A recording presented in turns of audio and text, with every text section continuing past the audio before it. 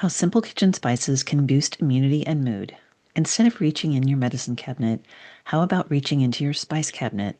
Our guest will tell you how in this very helpful episode. Wellness expert and return guest Jaya Jaya Myra tells us exactly what we need to keep in our pantries and how to use our spices in everyday recipes and drinks. In this episode, she tells us about 5 spices and many more. Additionally, she gives us her special recipes for a winter immunity using pantry spices and her mood boosting sprinkle mix for oatmeal, coffee, or baking. Don't miss this episode, and please leave us a 5-star review or a thumbs up so others can enjoy the show.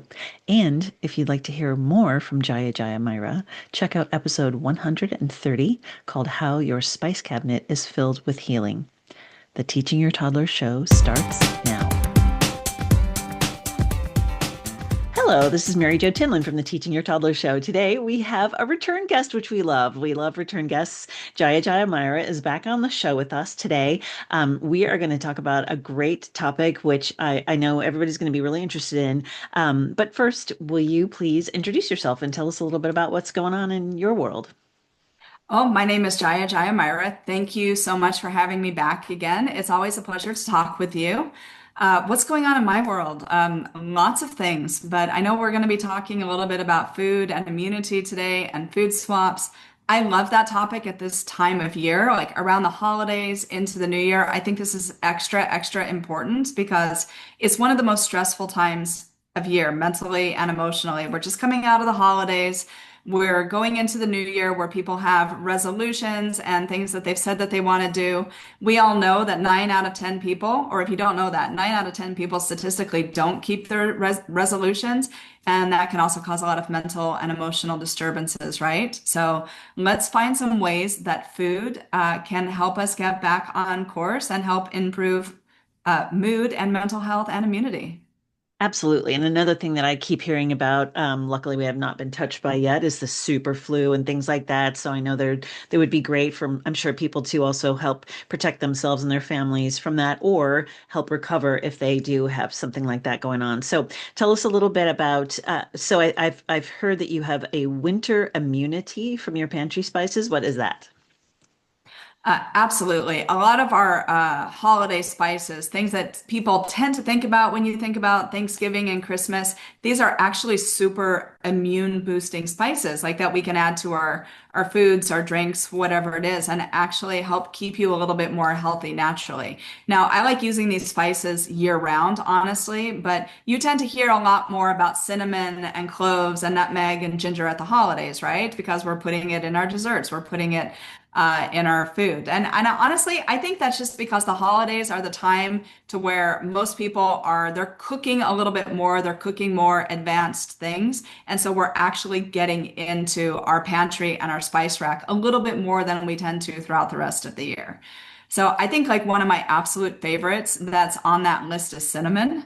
And the reason why I like cinnamon is because it is very antimicrobial and it's immune boosting, but it also has the powerful ability to reduce and regulate blood sugar naturally. So it can help with insulin sensitivity so that your body is processing insulin in a better way. And the reason that this is so important for mood is because blood sugar spikes or dips, they really do impact the mood and the mental health of people. So the more that you are eating things that are going to keep this more regulated, you are going to be happier, you're going to be more stable, you're not going to have as many mood swings, and you're just going to stay healthier overall because anytime, again, like your blood sugar is being more regulated, especially when we're having more sweets. It's like it's a win-win for everything. It's a win-win for your health. It's a win-win for your mood. And if you are staying healthier in general, you are less prone to getting sick. You are more prone to getting sick when your body is getting out of alignment and heading like more towards illness. So these are like small little things that a lot of people don't think about that can actually keep you very physically healthy. But it is important to note. And I think a lot of people think, well, insulin that has to do with diabetes, and it's not me. But like you just said, it does affect us. It affects your mood, it affects your mindset. We see all the stuff now, like with people going on Ozempic and semaglutide, right? And it's because it causes you to lose weight. But the reason why you're losing weight, a lot of it is because of like the insulin sensitivity in the body and how that regulates our hunger hormones and whether you feel hungry or sated. And, everything is literally tied to each other when it comes to health. I think a lot of medical practitioners just don't go above and beyond about explaining like these interconnections. But Mm. again, if you are balancing your diet, if you're maintaining your energy levels, if you're not like eating too many sweets, or you're eating things like cinnamon or other blood sugar regulating foods.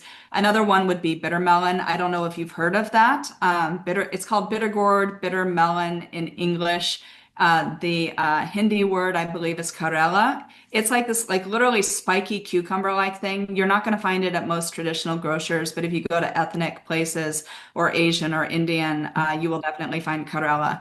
And it's also like highly blood sugar regulating. So like the more of the stuff like we can bring into our diet, it will definitely help your mood and your mental health too.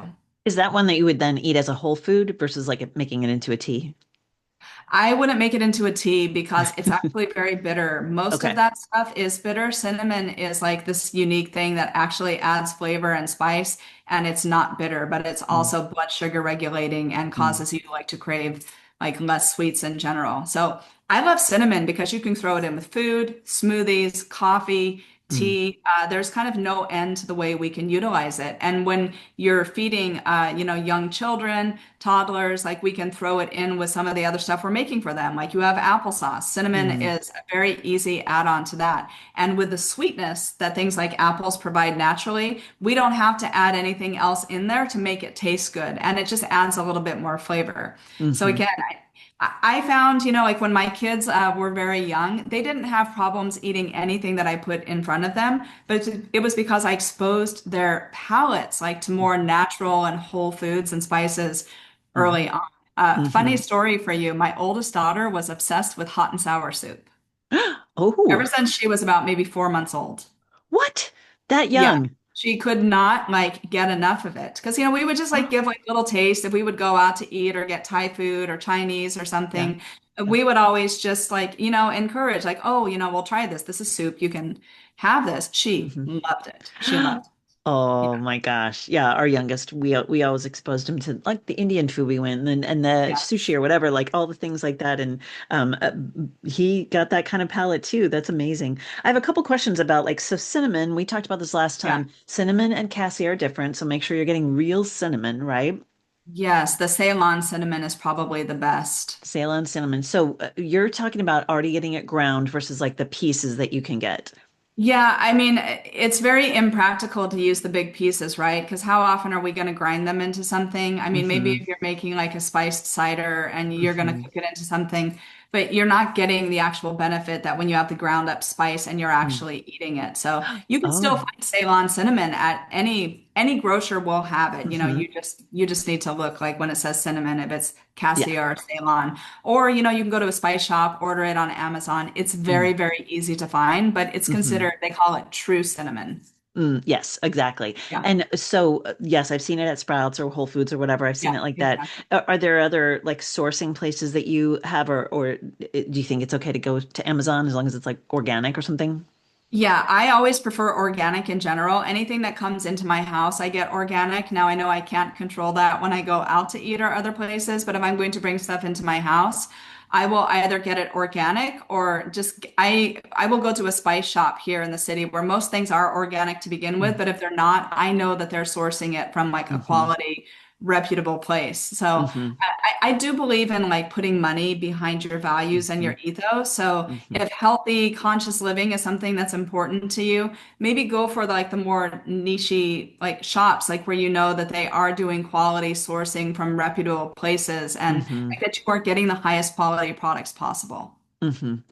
Question for you about ginger. So you mentioned ginger, and of course you can get ground ginger. Yes. How do you sort of keep regular like pieces of ginger? Because I usually just keep it in the cupboard, but then I don't know, once I've chopped it up a little bit, is it okay to just still keep it in the cupboard, or can I chop it up and freeze it? What should I do with it? I just keep mine out. I have a bowl of like ginger, potato, stuff like that, and it just stays out on my countertop. And Hmm. yeah, I'll just go cut off like a little piece that I'm going to use, and then the rest of it just goes back back in the bowl, and Okay. then I use it the next time. I mean, of course, it tends to dry out if like you Yeah. don't, use it within a couple weeks. But yeah, Yeah. you don't need to refrigerate it or do anything. Ginger is another one of those super antimicrobial things. Like nothing's going to grow on that. You don't have to worry about it. Okay, good. Good to know. Okay, that's exactly what my question was.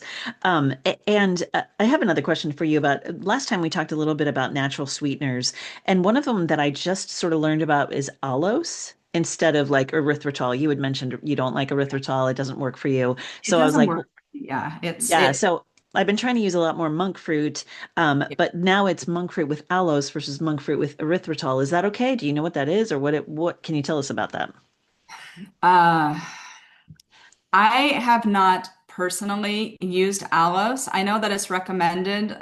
People say that you tend to use it in like very small amounts, but that would be the same like with if you're using pure monk fruit, you're never going to use large amounts of that. Mm, So honestly, I can't say because I don't have any personal experience okay. with it, like as to how it's going to like work on the body.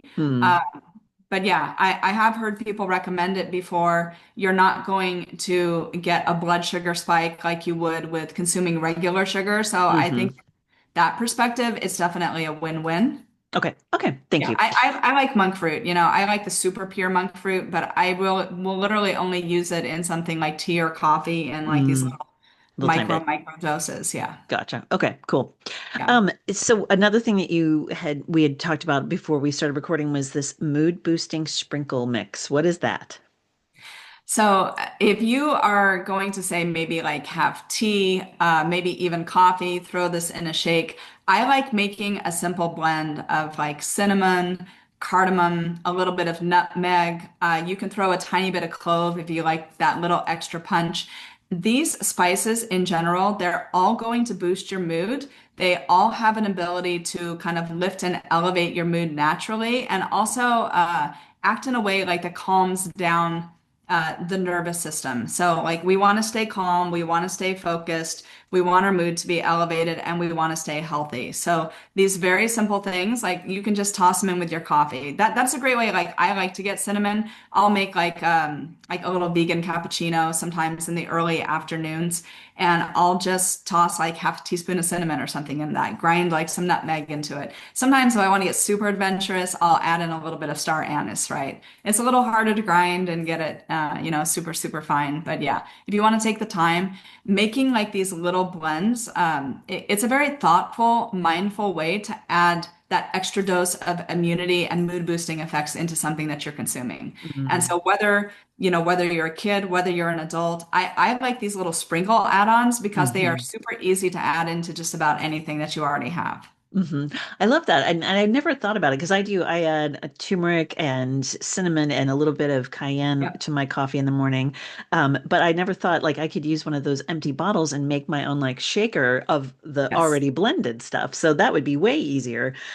Yeah. Okay, cool. I like that. And I And love, if you do put sweetener in any of your stuff, it pairs very well with extra sweetness, right? Like we hmm. don't need to have the extra sweetness, but sometimes if I want my coffee a tiny bit sweeter, I'll add like a very little bit of maple syrup to it. Ooh, hmm. All of those things like they pair very nicely. Like I like to go for the natural sugars. Hmm. I think it's better overall. Like you will not find white refined sugar in my household at all. Yeah, for sure. Absolutely. Well, those are great. Why do you think it is there any relation? I know that part of one of your books is about vibrational things like that. What do you think is like all of the spices you just named are things that we do use around the holidays? Is there something related to like the winter, the coldness or something of those specific spices you just mentioned? Yes, because practically all of those spices outside of cardamom are warming spices. So they tend to like warm the body up. And when it's already cold, right? We don't need to be cooled down. We need to warm up. We need emotional comfort and sensitivity. And so all of these spices do bring about that additional warmth in the body. So Hmm. something like Ayurveda and Chinese medicine talk a lot about whether foods tend to warm you up or cool you down. So these holiday spices in general are always warming spices, which is probably why traditionally they have been incorporated into foods like Hmm. over the past few centuries, right? And we Yeah. just tend to cook more at the holidays in general, so then we get exposed like to the traditional things. So I think you're more apt to see these foods in the winter because they're warming. Hmm. And we need that a little bit more emotional support, I think. But I think you should find a way to include some of these in like year round so we stay a little bit more balanced and healthy. Then you can add in cooling spices at other times of year as well. Here's the thing, anything that's in your spice cabinet or on your spice rack is going to have a medicinal benefit. There is not one single spice or food on the planet that does not have a medicinal benefit to it. So you can Mm-hmm. never go wrong. Yeah, yeah. So you mentioned that cardamom is a Yeah. cooling spice. What are the other cooling spices? So the ones that I tend to use, I think like cardamom is definitely number one. I don't know if you would put turmeric in the camp of like being a cooling spice, but it is highly anti-inflammatory. And I definitely wouldn't call it a warming spice like ginger or other things. It doesn't bring, the heat with it. Mhm. I love anti-inflammatory foods and spices in general because there's also these direct connections between inflammation and depression or having mental health issues and all the stuff that's going on in the gut. Whenever you can keep your gut healthier and stronger, the rest of your health is overall going to be a little bit more healthy and strong. I'm glad you So, brought that. I'm yeah. glad you brought that up because I was going to ask you, what do we need to know about pre versus probiotic? So pre and probiotics, they are different things. So prebiotics are basically the food that the probiotics or your microbiome is going to eat. So when you go to the store, you buy probiotics, right? It's basically just these different strains that are a part of our microbiome. These are good, healthy bacteria that help to keep the body healthy. So prebiotics are the food for probiotics. And basically, prebiotic is just another word for fiber. Most of the prebiotic foods are insoluble fiber at that, right? So the more insoluble fiber that you eat, it's going to be nourishment like for that microbiome to stay healthy. So again, this is part of this like gut brain axis connection that we have going Mhm. on. Everyone always thinks about fiber like, oh, I need to have like better elimination. I need to go eat fiber. No, you need to have fiber every day to maintain your mental health. Wow. Ooh, that's Yeah, that's yeah, a good yeah. soundbite right there. Yeah, because I don't Absolutely. think people think about, yeah, absolutely. People think about, oh, well, Metamucil, we need it for whatever, like you said, staying regular and that kind of thing, but it's so much more. Yeah, and it's just something that, again, a lot of people, I think they either don't know about. Nutritional psychology is a field that didn't even begin to start to gain any level of importance until around 2018, 2019. It's still a little bit under the radar Hmm. because like people are not looking like directly at these connections between food and moon, unless you are like a psychologist and you want to have like more natural alternatives for things, or if you're Chinese medicine or Ayurvedic doctor or practitioner. But fiber is one of the best things that you can do to take care of your gut because your microbiome, or a large part of your microbiome, lives in your gut. Of course, you have microbiome in your mouth, on your skin. These all affect our body in different ways, but what is happening in the gut is directly impacting your mood and well-being. And part of the reason is because most of our happy hormones, like serotonin, 90% or more is made in the gut based on what you eat. It's not happening by a process that's going on in the brain. It starts based on the foods that you are eating and that you are consuming, and then the serotonin gets developed in the body. So when we eat foods that contain tryptophan, for example, so a lot of dairy contains tryptophan. There's definitely more non-dairy alternatives for tryptophan, like because I don't eat a ton of dairy.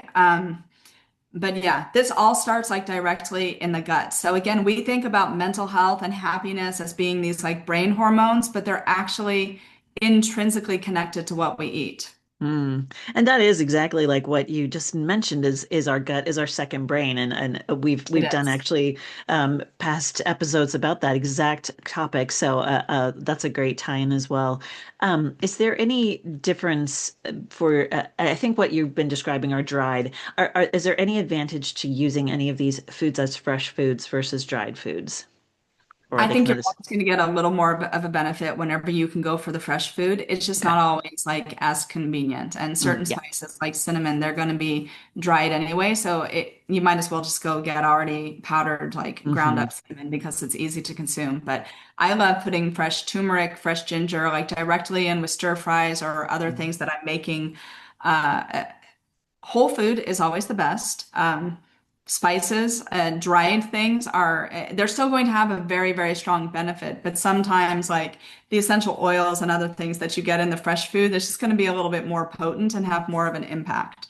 And Mm, like even like the taste of fresh ginger versus powdered ginger, they are hmm like, they're very, very, very different. Like mm. powdered ginger will tend to bring that heat, but if you get fresh ginger, you get heat, but you also get like a little bit of sweetness. Yeah. I'm glad you brought up essential oils because I had that as a question also, like, because you can get cinnamon essential oil as well as powder. Like, is that something where you would use both or one or the other? I would go for whatever honestly is the easiest alternative or whatever you feel the best about because having a sustainable, consistent habit is more important than doing Mm, something the right or the wrong hmm way because there's no real right or wrong way to go about something. The thing that's hmm going to be the most benefit is whatever you can be the most consistent with. I know Okay. a lot of times people have difficulties finding food grade essential oils, making sure that you can actually consume them. Not everything hmm you buy at the store is going to be food grade. Sometimes you have to hmm special order these things, and that can be a little bit problematic. If you hmm are already big into aromatherapy and essential oil use, and you have these and you have food grade things, yes, hmm consider like adding these into your foods, your smoothies, your hmm drinks. If you hmm don't, I do not think it is necessary at hmm all. It's like a little bit, it's a little bit of overkill. Just hmm learn how to cook like with traditional hmm spices and add in a few more foods that have like these highly medicinal benefits. Absolutely. Yeah, good note that whatever, you need to make sure if there's a nutrition facts on the back of your essential oil, you can probably consume it. Otherwise, do not, Yeah, right? yeah, Yeah. exactly. Do you have, before I let you go, is there any other, I think we talked a little bit about quick swaps that help with immune support. Is there anything else besides what we've already talked about that you would offer as a quick swap? Quick swap for immune support. I think we've covered most of them already. Honestly, The cinnamon, white turmeric, sugar, no, right? ginger. Like Yeah. yep. Yeah, I would say if you can avoid like processed sugar, if you can go a little bit more natural, please do. hmm Maybe that's hmm like palm sugar. Maybe it is using something that's more like a monk fruit or erythritol. I personally don't like erythritol, but that doesn't mean it won't work for other people, right? It just gives me hmm like GI issues. So hmm I would say anytime you can get processed sugars out of your diet, the better. hmm Even if that's throwing hmm something like a maple syrup in hmm place of like a refined sugar, it's going to be better on the body overall. hmm So hmm getting rid of sugars, reducing inflammation. So maybe a quick swap is a lot of people don't know that dairy is actually very inflammatory, especially the types of dairy that contain more whey. So we're talking like whole milk, whole yogurt, cheeses in general, not feta, that tends to contain less, but just our normal cheese, but cheddar, mozzarella, any of that stuff. hmm That's actually very inflammatory to the body. Now, it can have mood boosting benefits, but it can also be inflammatory. So, if you can reduce the inflammation, maybe with going with a plant-based or vegan alternative to these things, I think that that can also have a pretty profound benefit. Like, I have eliminated cheese from my diet in general. I also don't do milk. I will go with non-dairy hmm sources and alternatives. And honestly, you can find some truly amazing ones on the market nowadays that taste really good, that are still like super creamy and even like super low sugar if you know where to look. hmm Where do you land on carginen? I don't tend to consume it, but I wouldn't say Mm. that I have a strong opinion on it one way or Okay. the other. Okay. Great. I just sometimes some of those alternative milks have, some carrageenan and I've just tried to avoid that as well, but I didn't know. Okay, great. What did I forget to ask you about? Anything? I don't think so. I think like the most important thing to remember is our goal is just to be healthier and happier overall, right? So the way that we get there is by micro habits, something that we can stay consistent with on a daily basis. That is literally the most important thing for improving our health and our mood. It doesn't, don't make these like big changes that you do one time or like once a month. That's not going to have that big of an impact. That's why I'm always giving like these super small practical things because if you're apt to stick with them, they're actually going to have a benefit and change like the trajectory of your health. Even if it's just Mm-hmm. this like slight change from like here to here over Mm-hmm. time, like you grow into Mm, this huge, huge divide. So again, absolutely. consistency is more important for neural programming and wiring, and Mm. building better sustainable habits in general. And whenever Hmm. you can get something to become a habit, you no longer have to put effort into it. It's just something that's built its own momentum, and it's going to pull you in that direction even when you're not putting the conscious effort. And as busy and stressed out as we all are anyway, anything you can do to have more micro habits in your day, Hmm. you will be happier and healthier. Absolutely. Perfect. What a great way to end. Tell us where we can find you and anything else that you would like us to know about that. At Jaya Jaya Myra online, just about everywhere. Instagram, website. Yeah, you can find me under Jaya Jaya Myra. I just launched a new course actually, which is teaching people how to determine your elemental type for highly personalized wellness solutions, whether it's these food for mood things and the swaps or meditation and mindfulness. But basically, you can learn exactly how to identify where a problem is stemming from in your constitution and find ways to remedy it naturally. Ooh, oh my gosh. Well, let's make sure we get that link in there. I actually have that bookmark for the Finding Your Type and Temperament from your book and right here. Yeah, it's very much in alignment with that. This is just like an online course that is meant to help, people who want the knowledge, but also healers and wellness practitioners so that they can accelerate their practice and have like more personalized, tailored solutions to work with people. Because if you have a personalized solution that works for your constitution, it's going to work a lot better than like broader based approaches that don't work for everyone. When it gets to spices, spices is one of those things that works for everyone. But when we start talking about other forms of like well-being, that's not the case. Absolutely. Wow, that sounds very intriguing. And again, we'll make sure that the listeners can find that. So thanks for mentioning that, and we'll link it in the show notes. Thanks so much for joining us today. Again, it's great to have you back. Yeah, thank you so much. Appreciate Mhm. you. Yeah. This has been the Teaching Your Toddler Show with Marijo Tinlin. Thank you so much for joining us today. If you enjoyed today's show, please leave a 5-star review or a thumbs up so we can reach more parents like you. To be notified when new shows post, please subscribe by sending an email to subscribe@teachingyourtoddler. For more expert interviews, fun activities, and storytime podcasts, please visit our website at teachingyourtoddler.com. All of our shows are also posted as videos as well on our YouTube channel at Marijo Tinlin. Find us on Facebook at Teaching Your Toddler, X at Teaching Toddler, Instagram at Teaching Your Toddler, and make sure you check out our past shows. We have so many diverse topics.